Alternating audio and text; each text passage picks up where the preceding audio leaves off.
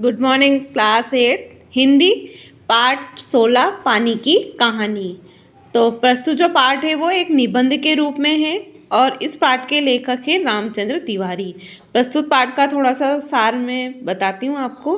प्रस्तुत पाठ में क्या बताया है, लेखक ने बूंद के बारे में बताया है कि वह कैसे निर्मित होती है, उसका अस्तित्व और जीवन क्या है, कैसे सूर्य के निकलते ही उसे भाप बनकर उड़ना होता है। इस प्रकार लेखक ने वैज्ञानिक तथ्य व कल्पना के सामंजस्य से ओस की बूंद जीवन यात्रा को दर्शाया है। तो हम पाठ शुरू करते हैं। मैं आगे बढ़ा ही था कि बेर की झाड़ी पर से मोती सी एक बूंद मेरे हाथ पर आ पड़ी। मेरे आश्चर्य का ठिकाना ना रहा जब मैंने देखा कि ओस की बूंदें मेरी कलाई पर से सरक कर हथेली पर आ गई। मेरी दृष्टि पड़ते ही वह ठहर गई। थोड़ी देर में मुझे सितार के तारों की सी झनकार सुनाई दी। मैंने सोचा कि कोई बजा रहा होगा। चारों ओर देखा, कोई नहीं। फिर अनुभव हुआ कि यह स्वर मेरी हथेली से निकल रहा है। ध्यान से देखने पर मालूम हुआ कि बूंद के दो कण हो गए हैं और वे दोनों हिल हिल कर यह स्वर उत्पन्न कर रहे हैं, मानो बोल रहे हों। उसी सुरीली आवाज़ से मैंने सुना, सुनो सुनो। मैं चुप था। फिर आवाज़ आई, सुनो सुनो। अब मुझसे न रहा गया। मैंने मुख से निकल गया, कहो कहो।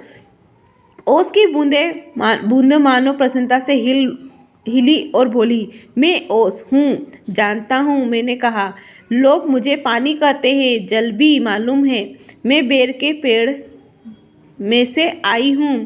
झूठी, मैंने कहा और सोचा, बेर के पेड़ से क्या पानी का फव्वारा निकलता है?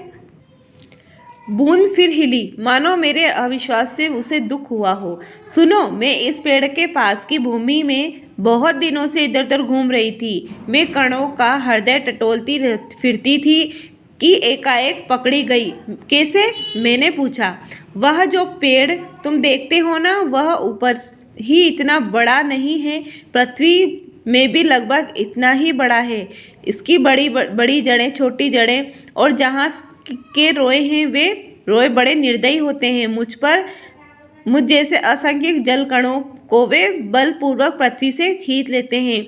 कुछ तो पेड़ एकदम खा जाते हैं और अधिकांश का सब कुछ छीनकर उसे बाहर निकाल देते हैं। क्रोध व घृणा से उसका शरीर कांप उठा। तुम क्या समझते हो, वे इतने बड़े यूं ही खड़े हैं? उन्हें इतना बड़ा बनाने के लिए मेरे असंख्य बंधुओं ने अपने प्राण नाश